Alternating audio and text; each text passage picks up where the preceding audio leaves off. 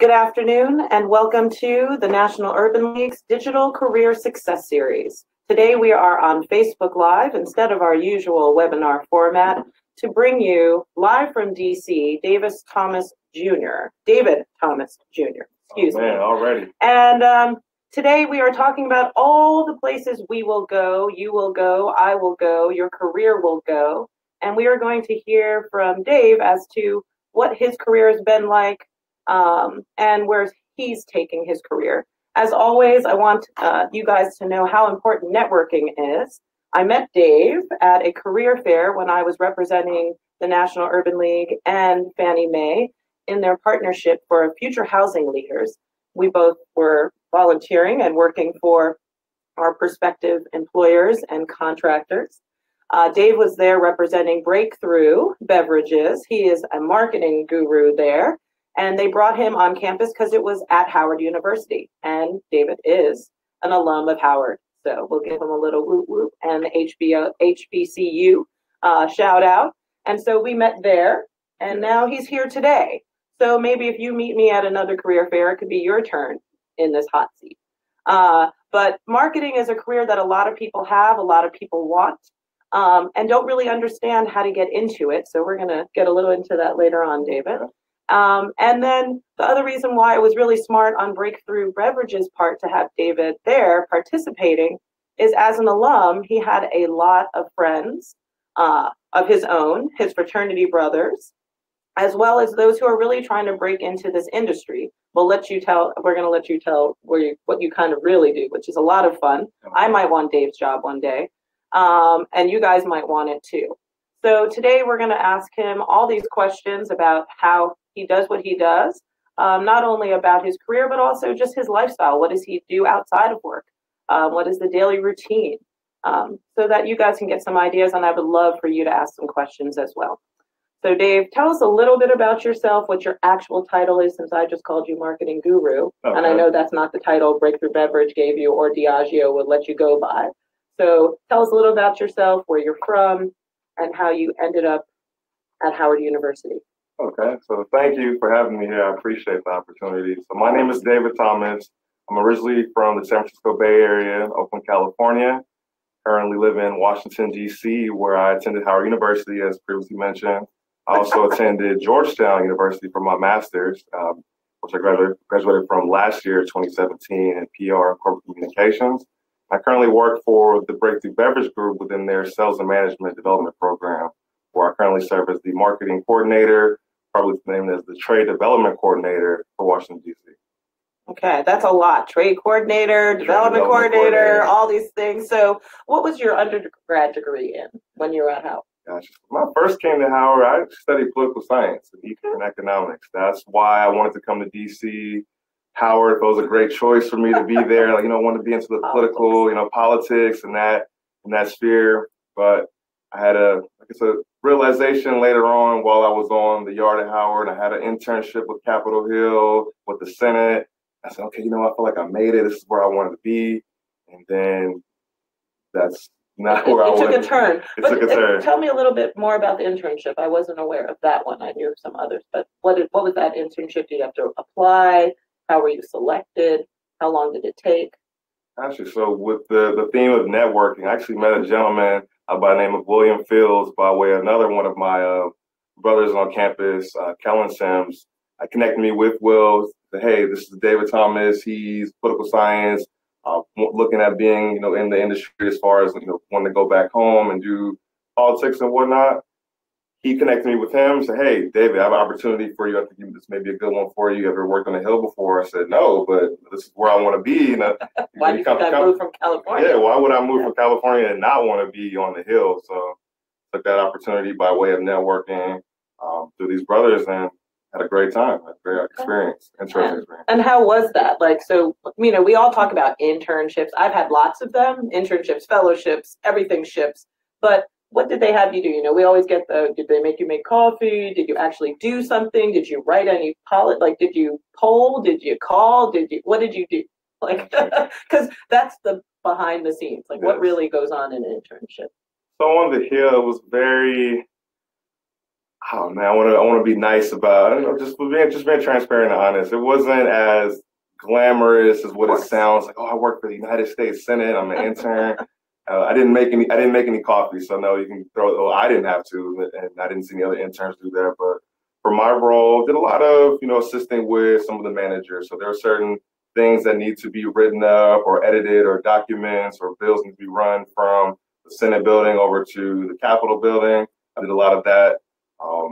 Working with some of the senators directly, as they had different sessions that they had to prep for. I worked with them on that, so that was a pretty interesting experience. And wasn't too much going on during that time I was there. Most of the time it was during recess, so I didn't. It was very relaxed on the Hill at that time, but I did notice that there was a good amount of people that were still in town. And then, was your internship paid or unpaid? Yes, that one was paid. I was lucky to be having an opportunity on the Hill that was paid. I know a lot of them were not.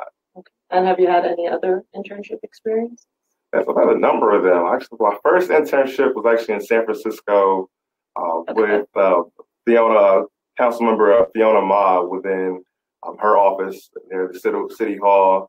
And my second one was with, at the time, Attorney General Kamala Harris in City Hall as well. So that was a great opportunity for me. She's doing a lot of things now. So yes. are you still in contact with Madam Harris? Like you get to reach out? Madam Harris, not now she's Madam Harris. She was just on the, Madam Senator Harris, not directly, unfortunately, but I am connected with some of the folks who I actually did intern with at the time, who were in the office with me. They're still working for her?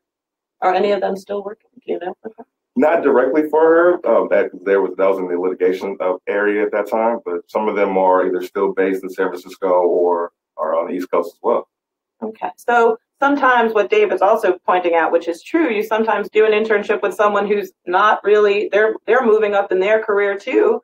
And they can be helpful then, but maybe not as helpful as they can be in the future, and vice versa. There might be things Dave can do for her now in his current role when she's having a fundraiser. He might be able to bring a brand to make it more exciting, and but clearly your communication skills started there. Like you said, you were already editing some briefs, some other things, which kind of leads me to my next question. What made you decide to go to graduate school in general, and then how did you choose that area of study? Why not just an MBA? Why not an MP? Like, why not something? Why communication? Gotcha. So originally, after that internship was after my junior year, I believe. My junior year summer, going into senior year, said, hey, okay, I came here originally to do politics, not necessarily what I want to do. I also had another opportunity with the agency based out of Atlanta called A-Side Marketing. I met with a gentleman by the name of Leighton Condell. Definitely big shout out to him for connecting me with that opportunity there. Another lady by the name of Mallory Thornton, who was working for them at the time, was one of the staffing coordinators. And she originally reached out to me and said, hey, Dave, I know you're at Howard University. I know you're a big outgoing guy. You're a part of a frat. You know a lot of people. Hey, we have a client that's looking to do an activation on Howard's campus during Howard Homecoming. We don't know anything about Howard. Could you connect us or find a way to help us run this project? I said, hey, yeah, sure. Not a problem. Not a problem. So that's why. So I took on that opportunity, and that really exposed me to some of the marketing opportunities that I had. Flying from there, I was able to fly to other cities like New York for Sunday night football, and Boston and Houston for the Final Four. So I've had a lot of opportunities that I gained from that, and connecting with, that cliche of networking, but it actually does work, and me connecting with other folks and leveraging my opportunities there. And so with your master's program, you went straight. You were working throughout and went to school, or did you finish undergrad and then go straight to grad school? Or Gotcha. Give us the path, because I went undergrad and went straight after my first 4 years right into the next two. School. Some people take a break, some people don't. And luckily for me, I can say thankful for my parents that they paid. So it wasn't that I had to work. So some people have to work through it. So I'm trying to give people in our audience an idea of different ways to go and why to choose different programs. You chose communications. My first one was social work and a JD, but I didn't like law school. So it's stuff happens along the way. So, tell us your story. Gotcha. So I remember was, I want to say, the end of my first semester of senior year. I remember having a very low moment. I remember calling my mom and talking with actually my roommate at the time, and just I had a moment where I just broke down. I was like, he was like, "What, Dave, what's going on? I haven't seen you like this. What's going on? Are you okay?" Because I would not have thought that. You're a very happy-go-lucky person. Yeah, very, very happy person. So men have down moments, ladies. Yes, you heard that live. You heard it live. Yes, I'm not ashamed to mention that. So it was a very low moment for me because I was seeing a lot of the kids who were in my class that were engaged in a lot of opportunities at the School of Business, School of Communications at Howard, and they all had these, tons of job offers coming in the senior year at the end of our first semester, approaching spring break, and I'm looking at my, my emails and different responses. Hey, thank you for applying. After certain career fairs that I went to, thank you for applying. However, we chose to go a different direction. And I was like, man, like, what am I doing? I've been involved in a lot of stuff at Howard. I never wanted to be. Yes. So for that one, how did it start? So from that situation, that low moment that I had, when I'm going to the Howard Career Fair when it was my turn. not staffing it. Like not staffing it now, but going as a student attendee. Saw the Breakthrough Beverage Table amongst other ones, and ended up getting the job after going through the interview process. But I didn't necessarily find out about that opportunity until I want to say about April, but so late, right before graduation. But also, I knew, okay, so if I knew if the job didn't work out, let me go the grad school route. So I applied to the USC, Georgetown, where I'm getting my degree from, and a couple other programs. Found the best fit with Georgetown in June after graduation. They gave me the offers. Hey, we want to welcome you to our program.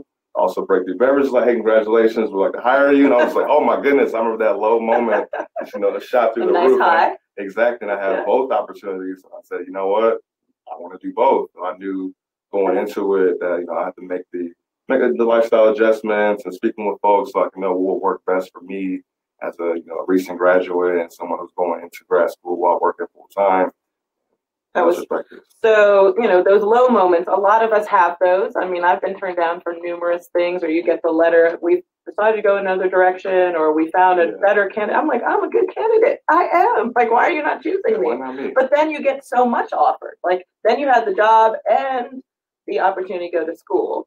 So I want to backtrack into the opportunity of the school part in terms of, you said you wanted to find the right fit. I mean, you're from California, so the USC part makes sense because I went there, USC. I went to UCLA too. My Bruins out there. I'm definitely a Bruin first. I'm a Bay Area guy. But, what was the fit for Georgetown? Was it that you were already in DC, or did you also make that decision based on the fact that you had the job that was going to be in DC and to go to school? I mean, like, there's a lot going on, and you were only and a lot of you out there, when you're making decisions when you're young and maybe you don't have a parent to help you who hasn't gone to grad school, maybe you do, and they're overbearing and telling you what to do. So that's a lot to handle. Yeah. So in terms of, at any age, even if you're older now and you want to go back to school, it's still a big decision. So what was the fit? What made you decide that, like, this is the fit? Okay, so I remember deciding to go to Georgetown. I got the job offer first. I said, okay, bam, I'll be here. I'll already be here working full time. But as far as the program itself, I remember prior to getting the job offer, I was like, hey, I wanted to look in the industry as far as communications and marketing, things that stood out to me by way of the opportunity that I had in Atlanta, working with those different brands. Hey, how can I make a career of this? So that's how I was able to decide, okay, I want to stay in DC. I saw that a gentleman by the name of David Castaigne, he was doing some great things, opportunities within DC, within that by way of the program. Other folks I've done my research with, try to figure out, hey, how can I make this work for me? And it was a great fit thus far. So thankful for that one. So luckily that all worked out. And now in terms of your decisions you made, did they lead you where you thought? Or are you still in a place where you're like, I never thought I'd actually be, since this is theme, the places I will go, often we don't always know where we're going to end up. You said you had, applied for all these other jobs and just went to that one more career fair, and had you not gone to that career fair. So how important do you think career fairs are for people to attend, not just school career fairs, but career fairs in general for anyone who's looking for work. I mean, do you find them that they'll be helpful? I mean, you said you got turned down all those other times. It kind of brought you down first. So, give a little mapping. Okay, so I definitely do believe, and as a testimony, that career fairs are definitely important. There's tons of opportunities, tons of companies that are looking for students of color. As, hey, we know that you are some of the best and brightest of your universities. We want to bring you on for whatever different type of programs there may be, rotation ones for early career opportunities. One of the things that I actually realized here 3 years later from my first career fair and me working at this time, that a lot of students don't go. So that was one thing. I saw a question come up about how can my child get jobs? I'm like, well, that one place would be to go to the actual career fair, fish for the fish, fish for the fish are. That's what the jobs are. And I remember people asking me at the career fair, hey, where are all the students? I know it's the big Howard University, and we've gone to other campuses, and not a lot of students come out. And I'm just like, are students not looking for jobs? I'm like, I know a lot of people that are looking for jobs. So I'm trying to send out text messages, hey, get here to this career fair and whatnot. So yes, my biggest advice is tell your child, or if you're a student, or yourself. Go. Yeah, if you're looking for opportunities, go. Jobs are looking for folks. Because the thing that you can get from a career fair that you can't get from applying online or, is the idea that you actually meet people who work there. One, it gives you a nice view into the business. You're not meeting everyone who works there, but if I had just met you and the team who was at the career fair where we met, I would have been like, that's a cool place to work. Everyone seemed happy. They were having a good time. They seemed to like each other, right? Yes, so you're looking for culture. You're looking for fit.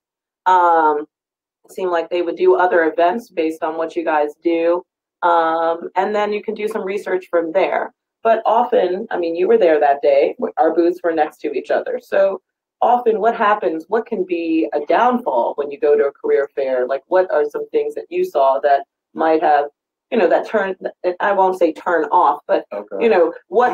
How should someone be coming to a career fair? Because we have an annual career fair, and ours this year will be in Columbus, Ohio, for my lovely plug. I hope everyone will be joining us August 1st through 4th. But at career fairs, people want jobs and people are there to hire you, but they don't always meet. So what's something how should someone prepare for a career fair? How do you come to a career fair? Well, there are numerous things that you can do to be successful or to make yourself stand out at a career fair. But if I just cover some, like simple two or three, things, like the top five things. Well, first I'll say do your research prior to. We're living in the digital age where you can Google, hey, simply what to bring to a career fair, what to expect, interview questions, things like that. But first thing I would say, after doing that research, if you didn't see it on there, have an updated resume, or if not, have a resume with you and something to speak to some of the opportunities that you may have had in the past.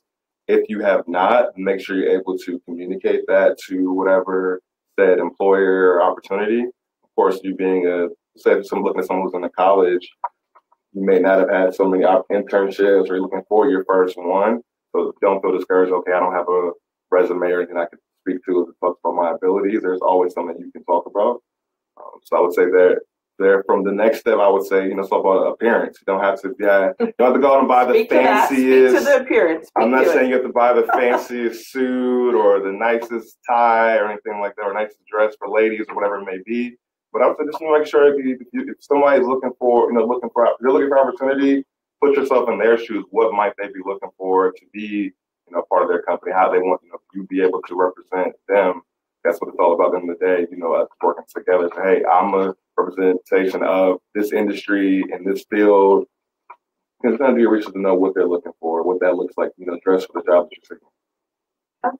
And then the other thing is we met at Howard University's career fair. So it is a student population. However, there's a way to dress that you still need to dress professionally at a career fair. You want to dress for the job you want, not for what you're currently doing. Right? So it's the idea you might have been backpacking all day long, but carry that suit, have that dress, put a little lipstick on, throw on a necklace if you're a girl, throw on that tie, little pocket square, something to stand out and also to feel good about yourself. Like often people are going to career fairs and we understand that it's a tough market out there and it's not easy to talk to people. Some people are shy, but you want to put your best foot forward. So if you look good, you'll feel good, and then that's what you'll exude when you kind of do that. The other way I think people can get jobs, and we talked about not just networking, but being a network. And part of that is joining organizations. We have Urban League Young Professionals, which is a focus group between 21 to 40 years of age, so that they have your own network in your own community, plus it's national. So we have about 95 chapters of those across the country. So I do urge folks to join, but there's others in your profession. So you're in marketing, there's marketing organizations. There's also fraternities and sororities. So, what organizations have you joined that you feel like those networks have also helped you? And also people might rely on you in those groups. So speak to that. I want to, first, thank I want to thank my family, my parents and my grandparents for having me so involved with so many different opportunities from such a young age. I remember, I can't think of a summer, probably even after the age of 3, where I was either sitting around not doing anything. There was always something I was involved in. From me being at my elementary/middle school, I think I saw Sonia Simro, say hello to her.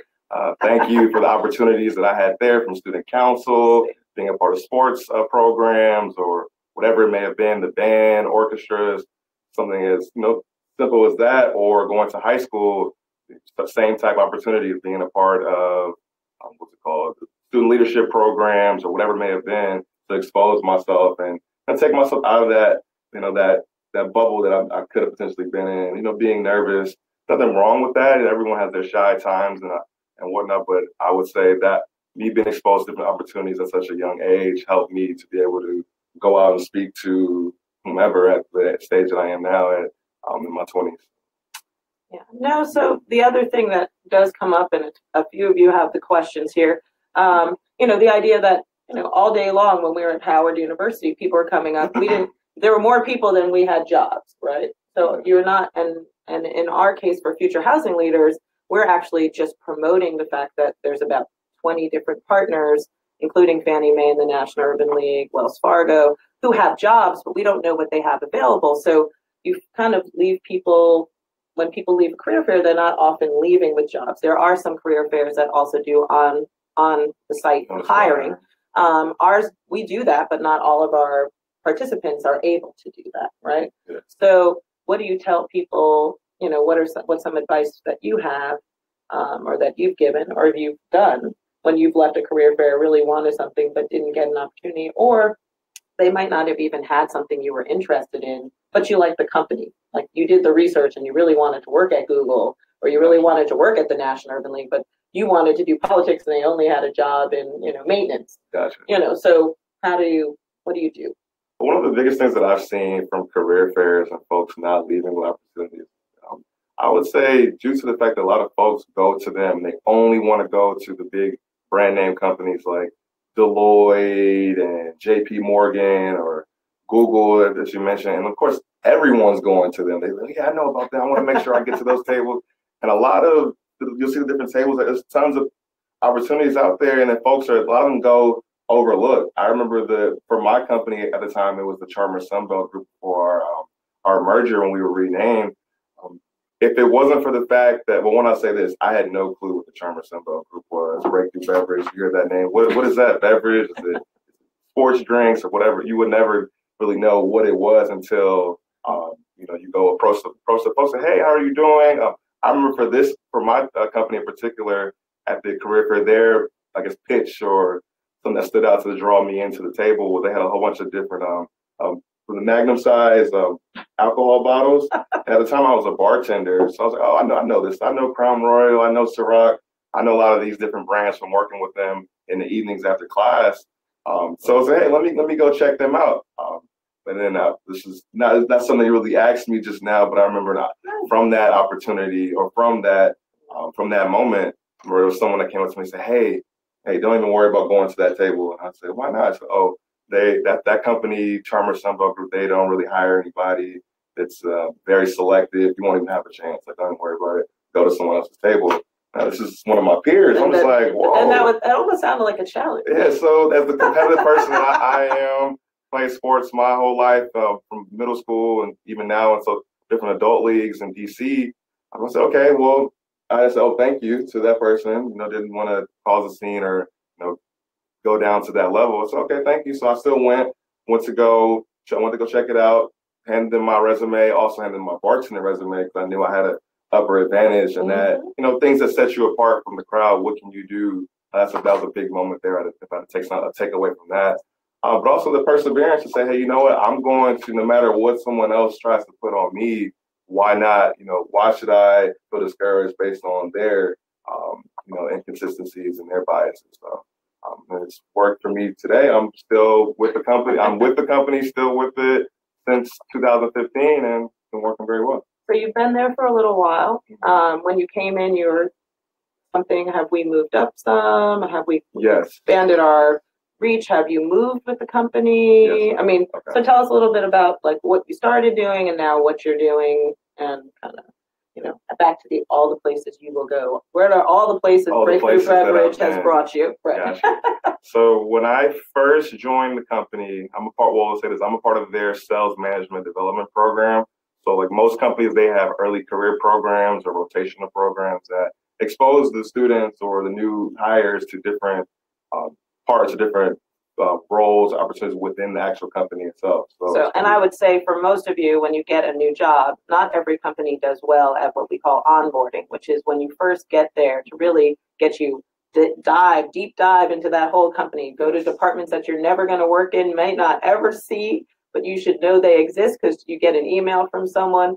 So it sounds like they did a pretty good job. Yes, so but make sure you also see what that onboarding, that's something you can actually ask during a career fair or during an interview, what their onboarding experience is like, what's their process. Yeah. I started as a sales representative for the company working in Maryland on behalf of Diageo and Moët Hennessy, who are these companies. They're the suppliers of some of the top spirits brands in the world. So I'll compare them to being the NBA of alcohol. So you have Diageo will be the NBA, and Crown Royal, Ciroc, and the brands we're mentioning. They're some of the teams in the local market, and I'm on the local market within that of those teams. So sports analogy. For you that are not sports analogy, it's the big umbrella company, and then all the little weathers that happen underneath. Yes. So if you're not a sports person, but or a drinker, you possibly don't know that, but it's all good. Yeah, so that's so I had two different sales roles. One working with I managed a territory, about 100 so different accounts such as something as simple as bars, clubs, hotels within Prince George's County, Maryland, one of the most affluent counties for African Americans in the country or the world at that. After that, we transitioned to an off-premise role, so the retail representative within the same brands in Baltimore County. From there, so that was my first 2 years, 1 and 2. After the first year, I actually won my award. I received from the promotional flyer with me holding the trophy. I earned salesperson of the year after my first year. One of the youngest people. Yeah, right? One of the youngest ones to do it. Still, I think I still am. Let's go millennial. Hey, we're here doing that. I did have that opportunity, and then from there, finished my degree at Georgetown simultaneously. This past May 2017, and the DC team had an opportunity to spoke with the manager, and I was always in DC, even though I was working there. I was always there for school, and then that's where I lived while working in Maryland. And then opportunity came open and said, "Hey, David, we see this, that. Are you interested in transferring to the DC team to be the trade development coordinator or marketing coordinator for short?" Yes, definitely. I wanted to be in DC, so why not? Yeah, why not? And here I am. Okay. So a lot of us always, and myself, I've moved around a lot of jobs. Often I always inspire people to get jobs that you can move around in, where they're large enough or have opportunities for you to grow. Although small companies are great, startups need us. Everybody needs someone who's really good at what they do. But Dave, it sounds like you've been able to move within. And so even with that, your company is this, international, huge company. So you have that opportunity. Have you thought about moving other places or even out of the country for your career? And for those of you out there too, who have thought about moving, taking that risk, moving outside of the US, some days sound better than staying here. So look for companies that can do that. So what about yourself? As far as the international point, yes, one goal of mine is to work or work/live abroad. I never did study abroad in undergrad, although I have traveled abroad so many times now by way of other opportunities. But I've been highly interested in working abroad, and I see that based on some of the companies, based on some of the brands that I work with currently, there may be certain opportunities for me to potentially do that one day.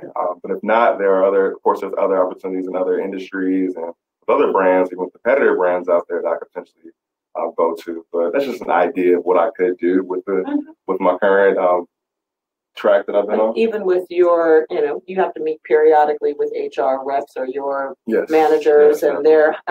So do they bring those opportunities to you, or do you feel like sometimes you're the one who has to kind of initiate it? Like, or is it kind of like, ooh, hey, we're interested in having you do this, but you're not so into, like, maybe they want to move you to Mississippi. It might not be on, but you'd much rather move to Madrid. But they're not offering you Madrid, but Madrid's out there. So do you ask for it, or do you kind of wait for things to come? Ooh, so I would say, to be honest, you have to be proactive and pursue these opportunities on your own. There are certain things that you can't, that may fall into your lap, but the reality of it, you have to be, proactive for your own career. You're working for an organization. They have their own goals and their own ideas of what they see for their success, which may not align with your personal goals and whatnot. So, and that's not to be discouraged. One thing I have to understand, or we have to understand as people, is that, hey, you can't take things personal. It's business, and that's just the way it is. But you still need to be proactive and look at other opportunities or see what you can do to align your personal career. And also, and even I'll take a side tangent with that, there may be some opportunities that you did not know of before that may help you get to that role. I didn't know the current role that I have right now. I didn't know what it was, the trade development coordinator. But like, I probably Google, like, what is that? I had no idea. But seeing, what I'm doing now and what I'm able to do for the brands that align with what I'm personally interested in doing, growing my portfolio, I think I'm in a good place right now. So. No, it sounds like you're doing great, and it sounds like too that you've fallen into the right thing.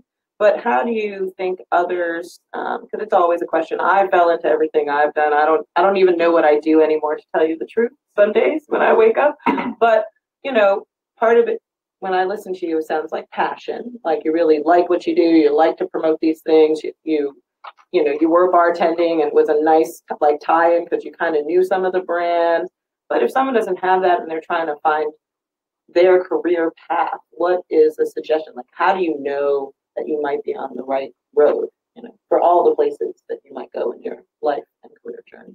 So you're saying so someone that's coming in blindly to or they're in a job now, they're not so happy, right? So it's like, what's kind of a good mix of, how you feel, how you select, what you choose to do.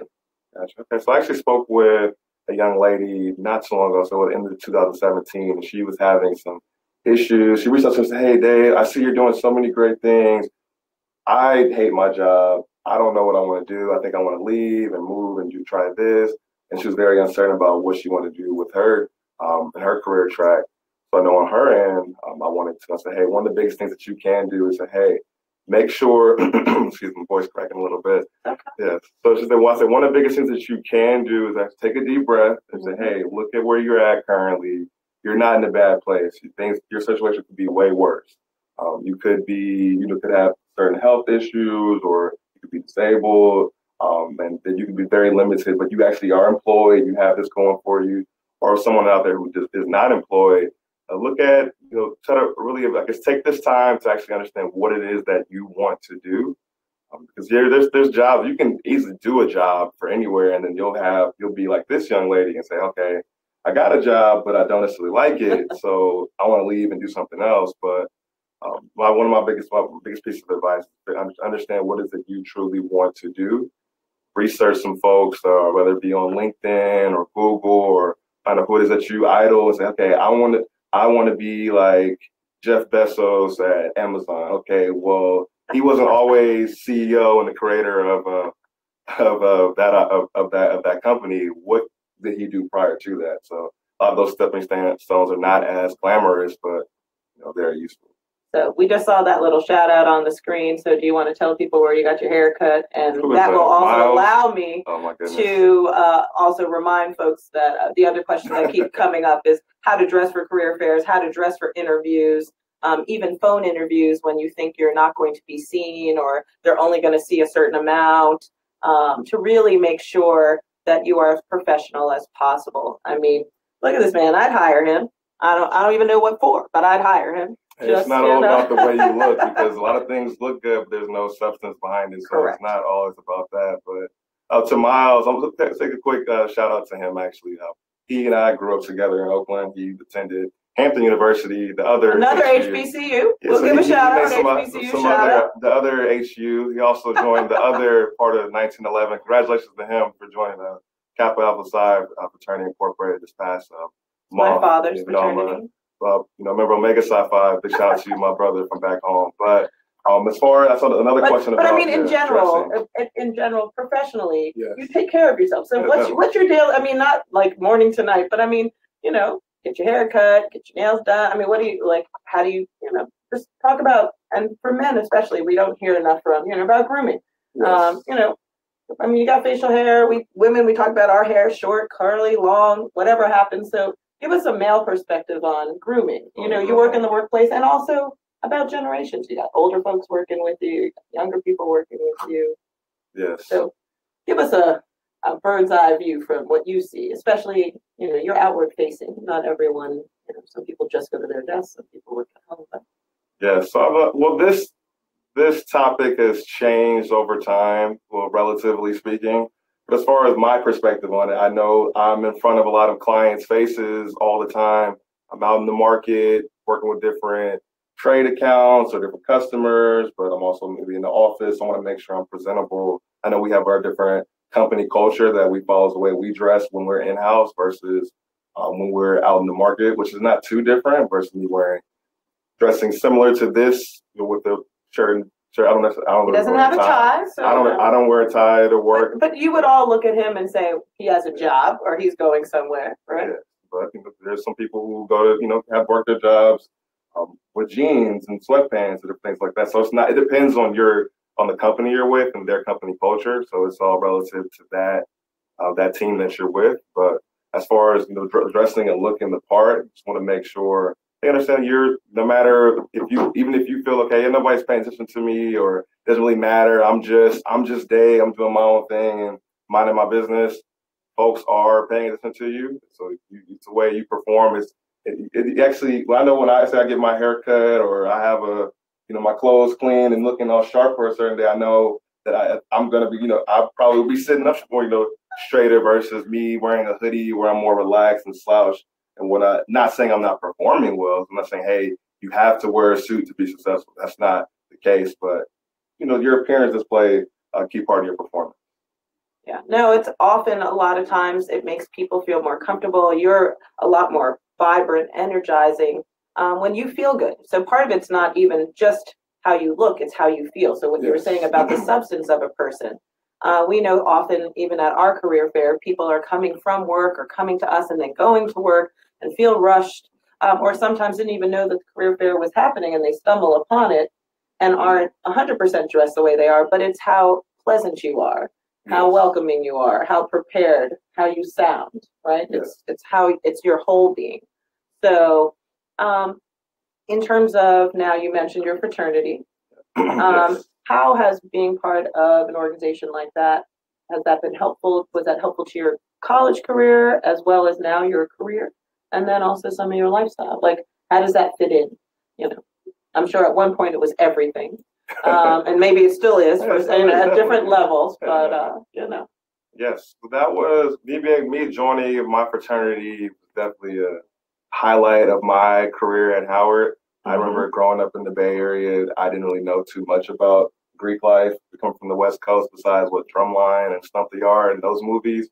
But for when I got to Howard and had my opportunity with Omega Psi Phi, me being a part of the Alpha chapter, I know I had to, the different lessons that I learned from joining and then as a member, and even still now working with some of my neos or younger frat brothers who come after me, for those who are not too familiar with the term. I know that I have to hold myself to a certain standard and make sure, hey, I know there's certain things that are okay in the more fun social settings, but that's not my life 24/7. I need to make sure I present myself. I represent more than just them. I represent my family back home and other organizations I've been a part of as well. So just hey, making sure that I'm able to look the part and make sure I'm able to represent in the proper manner. Okay. So the other part of presenting yourself is also your health. You talked about that before. So do you work out? What's a regimen that you believe in? What's something that you think everyone should possibly, do weekly, to be healthy? Yeah. So one of the biggest things that I've seen since I've been, a full-time employee is that, hey, it's easy to be very tired and unmotivated after work, and you're not, go home. You just want to go home and lay down. I'll just grab whatever's quickest. And you like your job. What about the poor people that don't like their job? No, I even still with mine. So it's very challenging. It's very challenging for me because I'm, in an industry where I go out a lot. So I'm able to be at different bars, not just really drinking all the time, but I'm around food and different, fried bits and whatnot. And then me say, oh, you know what? All right, I went out to this event. I'm going home and go to sleep. I don't, I'm done for the day. But I see a lot of times for a lot of folks, and we, that's how we pretty much blow up. In the way, literally, not blowing up in a good way. Yeah, not in a blowing good way. Up. So I make sure one thing that I've done, I've been a part of different social leagues in the DC area. One that I really like, or I really love, is called Project Black Flag and social sports, and that's one of the biggest. So in different cities, they have different like football leagues. Just basketball, something similar you'll see in a lot of major cities. But for this one, it's predominantly Black. So hey, it's pretty cool to be a part of that one. And see a lot of folks who look just like me, and all of us work our full-time jobs and went to certain different HBCUs, PWIs, but we put all that stuff aside. We put where everybody's so focused on jobs and want to pull that aside. We're able to come together and enjoy ourselves and being together and work similar to how we were in high. And maybe for those who played collegiate sports or in high school, that's a big thing for me. But also eating right. That's the first thing we were talking about. I can't necessarily eat as many fried foods and burgers, things like that when I was in high school when I was on a team consistently playing sports. So habits need to change a little. Yeah, have to change it. Do you within your company, do you see different groups like at different ages kind of doing different things? Like, so they might have had your job at one point, maybe now they've moved up, but are they out as much? Is there kind of a generational tie? Like, how do you work? There's all this stuff that says in the workplace, the millennials do this, the Z's do this, the Xers do this, the boomers are the old folks over, is there any of that going on in your company? Like, not like haterade or anything like that, but just the idea of like, team. I mean, you're on a great team, but do you just even see different generations in different kind of roles? Yes, definitely. Yes. Shed the light on that. Yeah, so as far as the generation, I guess, gap, there's a lot of talk. Well, because one, for us, we're marketing. We specifically focus on different groups such as. Yes, so I know that. Okay, I know when working with me being some of the millennials that they're speaking about, like, hey, do millennials actually feel this way about jobs or health benefits or whatever it may be? Or we know, though, I'll spotlight millennials, me being one. Oh, you guys are very self-centered, and you guys are either very lazy or overly ambitious, and there's no middle ground. Yeah, it's not really a middle ground. You guys either this or that. And my perspective of being one is like, hey, it's not necessarily anything different. I've tried to speak with folks who are older than me and learn from them, because I don't know it all. So who can I learn from? Speak with them and say, hey, this is not anything different than certain other generations have done. It's just that we're in that space now, and we're more vocal about it since we have the social media platform. So it comes to light more than it has in the past, but nothing different than anyone else has. And what about mentoring? Have you had any mentors, and not family included? But and then do they look like you? Do you have some females in your mix? Do you have some non-Black folks in your mix? Like what? And what do you kind of go to them for? Gotcha. So I have within my company, they're assigned us. You got a formal. Yeah, okay, so I have formal mentors assigned to me. Which is always nice to get one versus hunting them down like I have. Yes, one male, one female. Both of them are actually not. They're both Caucasian and they don't look like me. Are they in your same department, or are they in other areas within your company? Like, are they in marketing, or are they doing something else? So within my company, we're predominantly sales focused, but are they within my current? They don't work in DC. One of them works in Maryland. Is one of the top leaders in regards to our retail side for the state of Maryland. The other works for Diageo directly. Okay, so that's good. Yeah, so you get kind of a different view, and they see it differently. Yes. And culturally. Yes, definitely culturally. Do you have any of those kind of conversations? I do with one of them. I'm just curious. For those of you out there, I gotta know. I do have some culturally driven conversations with one of them. Won't speak too much on it because that's our personal stuff. But right, but I'm saying, but you feel comfortable enough to do that, and you've been given these mentors probably because they're comfortable. Yes, definitely. We have a great working relationship. But I also do have other mentors outside of my workspace where I'm able to. Then I can't mention everything how I'm feeling on the professional side to them. But yes, as much as they keep it. Yeah, keep it real. Exactly. I understand how folks are, but no disrespect to them, they're great folks. But yes, I do have mentors outside of my company, other industries. Okay. One of them I mentioned from the one based out of Atlanta, I work with him. Some of the mentors I don't necessarily speak with that often. And then, of course, it's a two-way street. Folks, you may have a mentor, but it's a two-way street. They're busy, I'm busy, but hey, everybody's busy, so we need to make sure. Thanks to our society, we're so strong. Like, I'm so busy with this, I couldn't do that. It's like, no, people make time for what they want to make time for. If it's important and a priority to them, that will happen. We all have a limited 24-hour day, and so what's important is important. So. A question that came up is, you have your degrees like I do from traditional going to school, hardcore, walking to it into classroom. Yes. Within your company, do they also hire folks that are doing their degrees online? Have you seen a mix in that? Is there an opinion that they have, or that you personally have? I personally feel like there's online degrees still from universities that are reputable, and then there's online degrees from places that possibly I would have a second thought of, and that's different than certificates.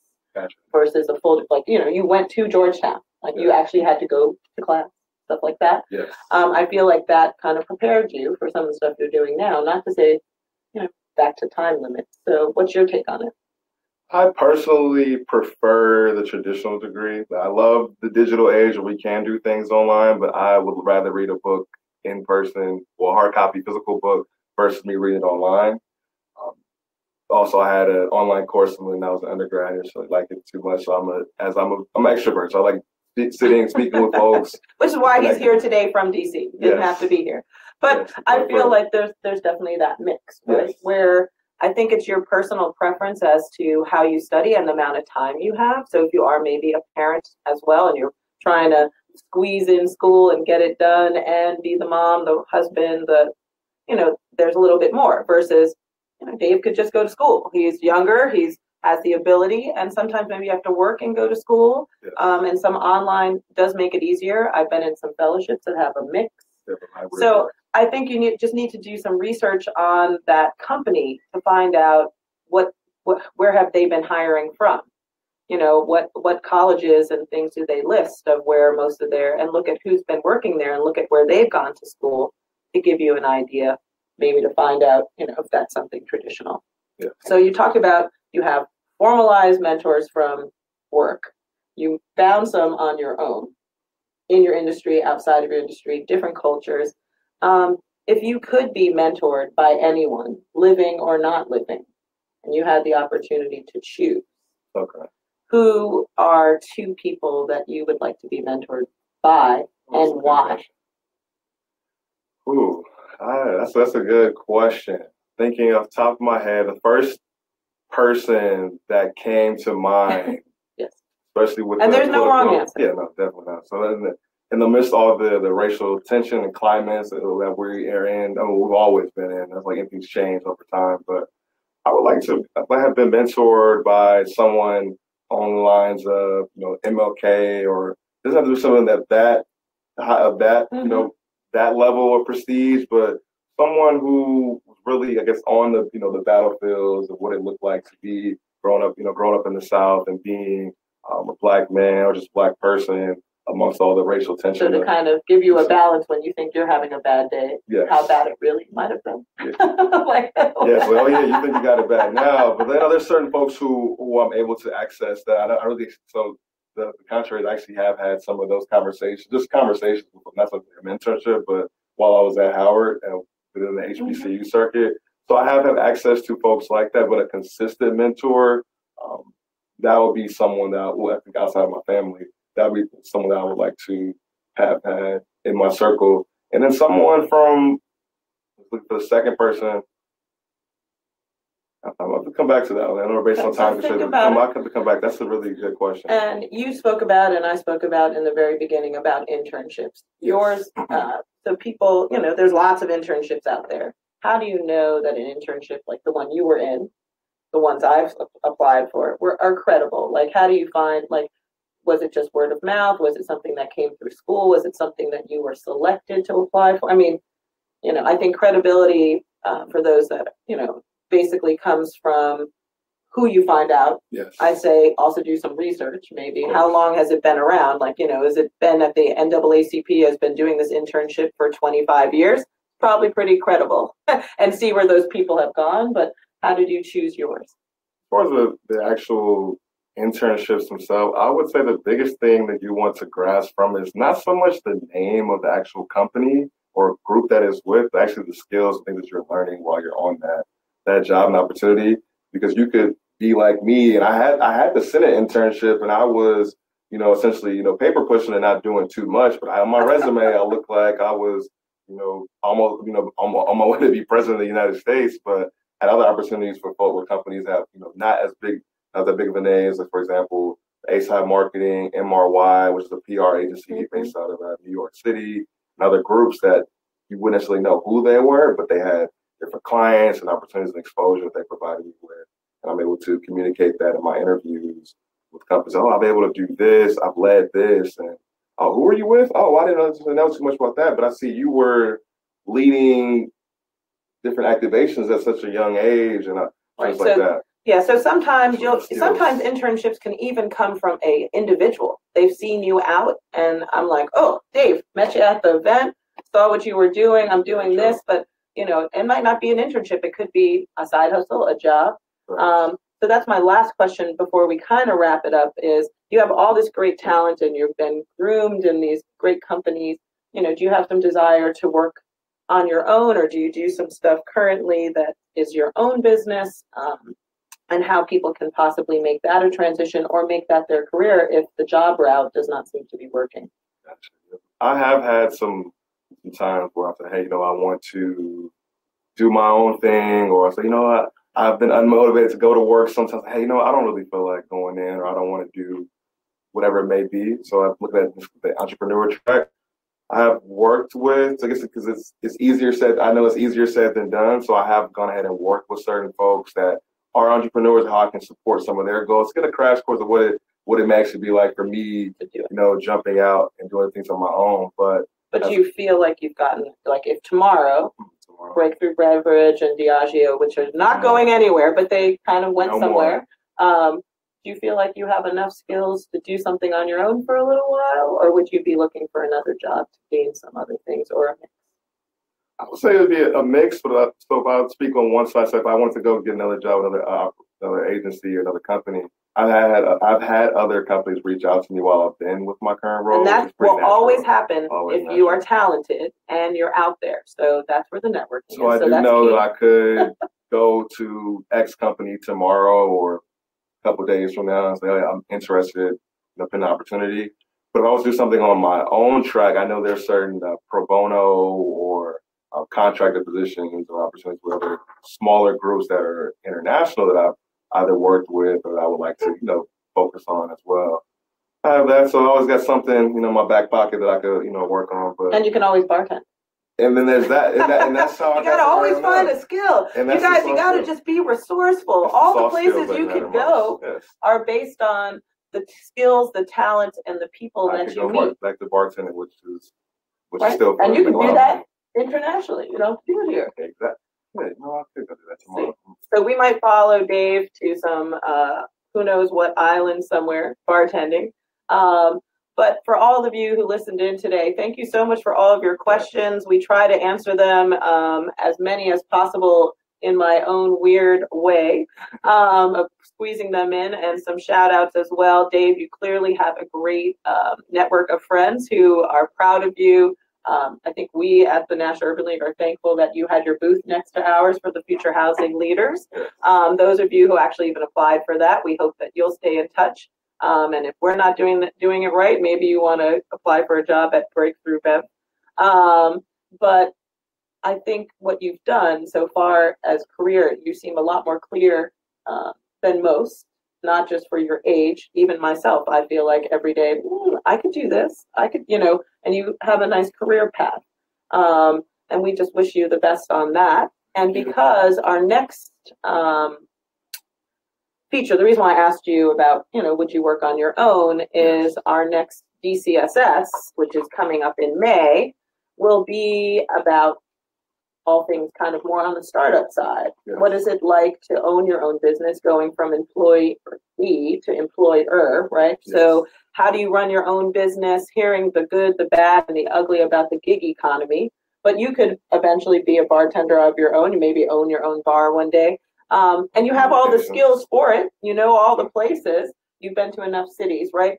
So we're going to be speaking with Angela Paddle and maybe one other entrepreneur as a surprise. I'm waiting to hear from someone to hear about the good and bad and ugly of starting a business. You have to do your own marketing, your own communications.